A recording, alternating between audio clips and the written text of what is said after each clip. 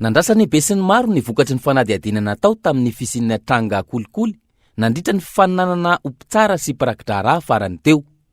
Nilaza ny ministry ny fitsarana androany fa efa vita ny fanadihadiana eo anivon'ny ministera ary efa noraisina ny fanapahan-kevitra. Ny foanana tanteraka ny fananana raha ny fanazavana.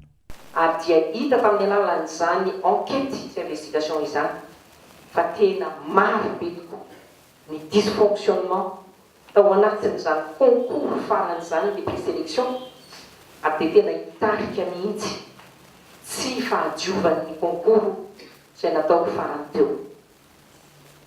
Hitandroany ny conseil d'administration de l'école nationale de magistrature et des greffes dia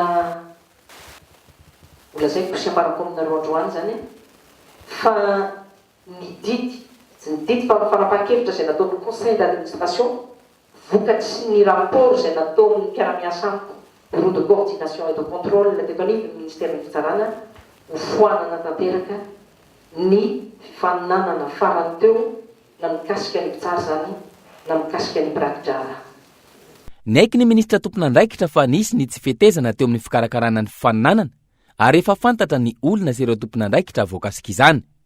Na izany aza, miandra ny vokatry ny fanadihadiana avy amin'ny Bianco sy ny PAC na ny pôle anti-corruption. Vita somatsara izany enquête zany raha eo amin'ny lafiny administratif amin'izao fotoana izao.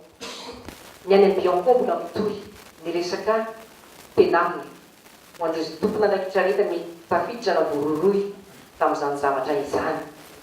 Mety efa misy koa ny any amin'ny pôle anti-corruption sy any police sy ny gendarme tsy fantatro fa ny any amin'ny Bianco aloha dia fantatro fa efa mbe ary tena borosy be ny enquête any ary ny fandraitsy tapaka izahay.